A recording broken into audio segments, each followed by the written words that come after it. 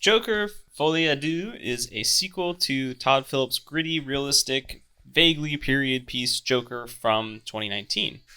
In Folie Deux, Joaquin Phoenix's Joker gets a love interest in Harley Quinn, played by Lady Gaga. The film is centered around Arthur Fleck's trial for the crimes he committed and his new romance with Harley. And here's one of the reasons I think Folie Deux isn't a successful film, is its choice of subject matter. It makes itself so self-centered around the previous film. I saw the first Joker, but I haven't seen it recently. And I felt like while I was watching the film that I needed to have watched the first film right before I watched Folie Deux. Folie Deux gets so into the specifics of the first film, and it seems to demand its audience to have a photographic knowledge of it. I don't remember all of who Joker killed. I don't even remember the Gary Puddles character, and the film makes it out to be such a big moment that he's there to testify. But I bet most people were scratching their heads about who this even was. And I think that comes to a thing about sequels. And for them to be as successful as possible, they should stand on their own as much as possible. I like to think of sequels like Terminator 2 that don't really require you to see the first film to enjoy it. I think the writing really is what fails this film. There is just so little for the actors to work with. The musical parts are used as a crutch. Once the story starts to go into a really emotional scene, instead of trying to explore that more, it decides just to start singing a song, and the song vaguely will work with the moment. Another big writing mistake is there really isn't a climax.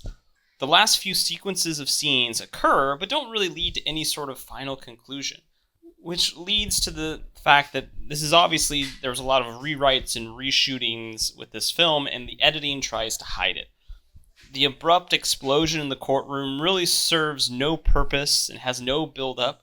The Joker's escape tries to be tense, and you think he's going to go back into being the old Joker, but he doesn't. And in the final scene with Harley, which could just be in Arthur's imagination because we see her put a gun to her head in the last scene with her, also obviously a reshoot scene they try to explain away by having Arthur say she got a haircut, which is stupid and silly. They should have just put a wig on her. And that scene is just Harley letting the air out of the balloon and saying the fantasy is over. A very unclimactic ending.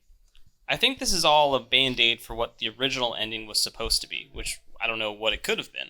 That's why there is the rubber hose animation at the beginning, to pad out the time for the movie, and to reinforce the Jungian shadow theme, which is there, but not well capitalized on. One little detail I thought was interesting was making the judge look like Martin Scorsese, which couldn't have been an accident, considering how influential The King of Comedy and Taxi Driver were on the first film, and the overall style of the world. I wonder if this is a metaphor for how Scorsese said that comic book movies aren't cinema, and Todd Phillips is pleading his case to Scorsese that they can be. I'm not sure if this film cuts it or you'd want to show that to him for that sort of argument. As for the musical fantasy scenes with Joker and Harley, I think they're executed well enough, but there isn't enough in there for them to be the centerpieces of the film. It's kind of on par with the rubber hose animations. A little bit of wackiness to hold you over until the movie really gets going, but it never gets going. I also really wanted to see the TV movie that everyone keeps talking about in the movie, but we never do. There's multiple references to it, but we never get to see it, and I kind of actually wanted to see like sort of a fake Joker, fake doing all the things that he did in the previous film. That actually might have been a useful way for us to get caught up on the specifics of the first movie without having to just tell us specifically what happened. And this film is a Joker film with all the exposition, the lead up, but then the Joker never really shows up. And I think that was intentional with Arthur at the end, dropping the act and saying it's just him, but this just creates an unsatisfactory experience for the audience.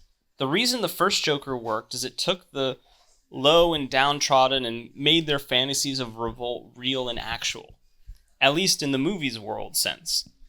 A movie is already a fantasy, and when the violence and revolution that we want to see is a fantasy of a fantasy, we can no longer pretend it's our fantasy. We just see it as a delusion of the characters, which could be a statement that's being trying to be made, but it's at the cost of making the audience sit through an unfun movie that could have been done better. I also think Arthur's death at the end isn't what he deserved.